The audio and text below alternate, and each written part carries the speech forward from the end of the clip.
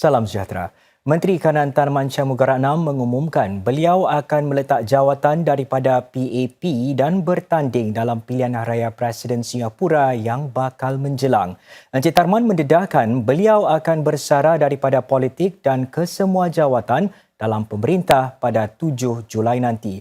Dalam sepucuk surat kepada Perdana Menteri Lee Hsien Loong, Encik Tarman menyatakan ini merupakan satu keputusan yang sukar baginya. Namun beliau berasa rendah hati dengan permintaan yang diterimanya daripada rakyat Singapura pelbagai lapisan masyarakat yang memintanya bertanding dalam pilihan raya Presiden.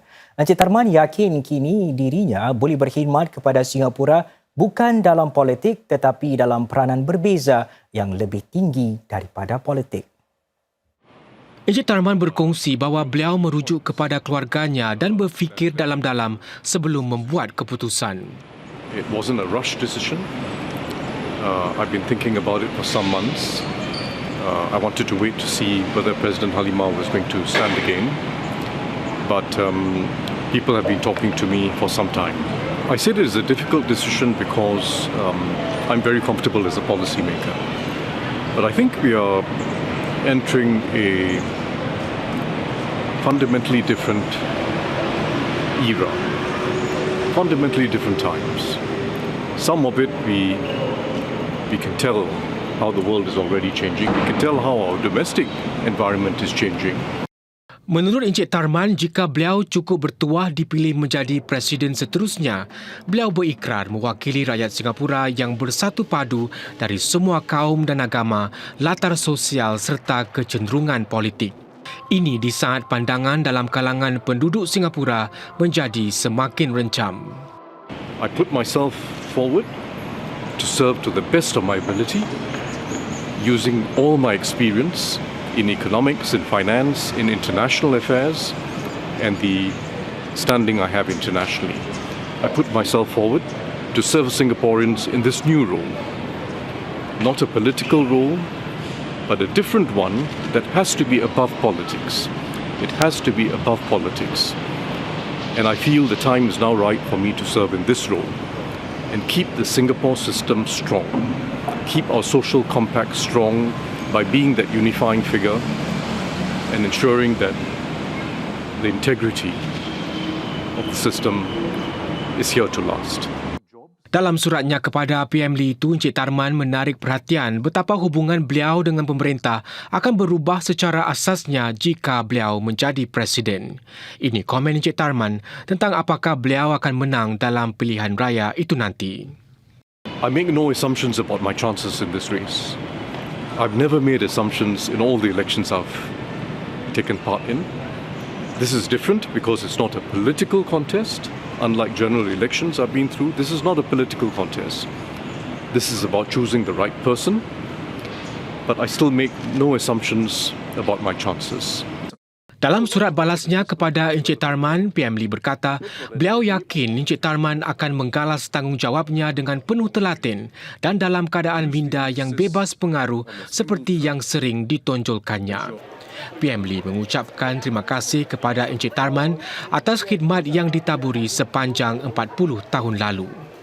Beliau menambah di dalam negeri, Encik Tarman telah membantu untuk membina sebuah masyarakat yang lebih inklusif, meningkatkan gaji serta mewujudkan pekerjaan lebih baik buat rakyat Singapura. PM Lee berkata kedudukan Encik Tarman di peringkat antarabangsa dan pengalaman beliau dalam bidang politik akan meletakkannya dalam kedudukan yang baik sedang beliau mewakili Singapura di dalam negeri serta di mata dunia. Saudara, ayuh kini kita susuri perjalanan Encik Tarman Mansyah-Mugaratnam sepanjang 2 dekad dalam bidang politik. Encik Tarman Mansyah-Mugaratnam, 66 tahun, memasuki gelanggang politik pada 2001 di bawah Parti Tindakan Rakyat PAP apabila dipilih sebagai anggota parlimen untuk mewakili GRC Jurong. Selang 2 tahun kemudian pada 2003, beliau dilantik sebagai Menteri Pendidikan dan kemudian menggalas jawatan Menteri Keuangan pada 2007. Encik Tarman dinaikkan pangkat kepada Timbalan Perdana Menteri pada 2011 dan 4 tahun kemudian menjadi Menteri Penyelaras bagi Ekonomi dan Dasar Sosial. Pada 2019, Encik Tharman dilantik sebagai Menteri Kanan di mana beliau menjadi penasihat kepada Perdana Menteri berhubung dasar-dasar ekonomi serta menjadi mentor kepada pemimpin generasi muda. Antara inisiatif penting negara yang beliau terajui termasuklah Skills Future yang menggalak pembelajaran sepanjang hayat dan mengetuai Majlis Pekerjaan Kebangsaan yang menawarkan pekerjaan serta latihan bagi warga Singapura semasa pandemik. Dengan kepakarannya dalam tata kelola keuangan dan ekonomi, Encik Tharman memegang jawatan pengerusi Penguasa Keuangan Singapura MAS sedari 2011. Sebagai timbalan pengerusi GIC iaitu Dana Pelaburan Singapura, beliau memimpin jawatan kuasa strategi pelaburan perbadanan itu.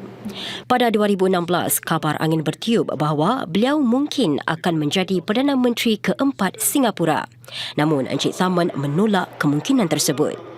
Sebagai anggota Parlimen, Encik Tharman sudah dipilih menjadi AP sebanyak 4 kali sejak 2001, termasuklah meraih undi tertinggi 79.3% untuk PAP semasa pasukannya menang pilihan raya umum 2015. Dan dalam pilihan raya umum terakhir pada 2020, pasukannya menang hampir 75% undi.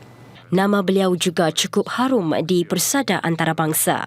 Encik Tharman ialah pengerusi kumpulan tokoh terkemuka G20 mengenai urus tadbir keuangan global. Beliau juga pengerusi Asia pertama bagi jawatan kuasa keuangan antarabangsa. Menyusuli pengumuman Encik Tharman itu, para pemimpin politik lain turut bersuara menyampaikan pandangan masing-masing hari ini. Menteri Kanan Teo Chee Hean mengucapkan sumbangan Encik Tharman kepada negara sebagai cukup besar. Menurut Encik Teo, mereka berdua bekerja rapat selama lebih 25 tahun dalam kabinet dan di Kementerian Pendidikan. Encik Tharman membanggakan Singapura di dalam mahupun di luar negara, kata SM Teo. Beliau mengucapkan selamat berjaya kepada Encik Tharman. Speaker Parlimen Tan Chuan Jin turut memuji Encik Tharman kerana dedikasinya selama bertahun-tahun berkhidmat kepada rakyat dan negara kita. Encik Tan turut mengucapkan terima kasih atas nasihat dan bimbingan Encik Tharman semasa beliau kali pertama memasuki arena politik menerusi Kementerian Tenaga Manusia MOM.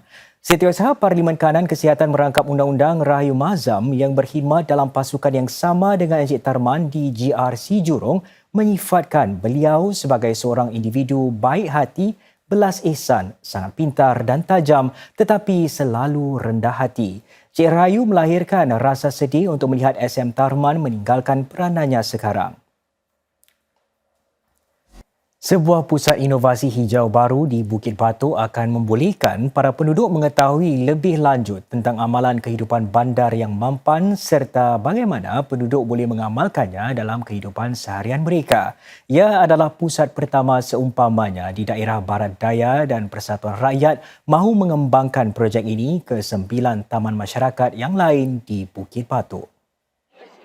Pelbagai rakan seperti syarikat-syarikat berbilang negara Sweden, badan-badan akar umbi dan para pelajar bekerjasama untuk merubah taman masyarakat menjadi contoh kehidupan mampan.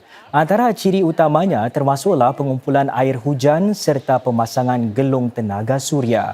Bingkil-bingkil mengenai sisa makanan dan pengitaran semula bahan pembungkusan juga akan diadakan pada bulan-bulan mendatang. Singapura akan menubuhkan Persatuan Kewangan Mampan dalam usahanya merancakkan lagi pembiayaan hijau dan peralihan. Menteri Kanan Taman Syamugaranam mengumumkan kolaborasi sektor awam privat itu pada hari terakhir acara Minggu Eco-Prosperity siang tadi. Kolaborasi itu akan memberi tumpuan kepada cara-cara membiayai peralihan hijau rantau ini dari bahan api fosil kepada tenaga boleh diperbarui. Kerjasama ini akan diterajui oleh Persatuan Bank Singapura atau ABS.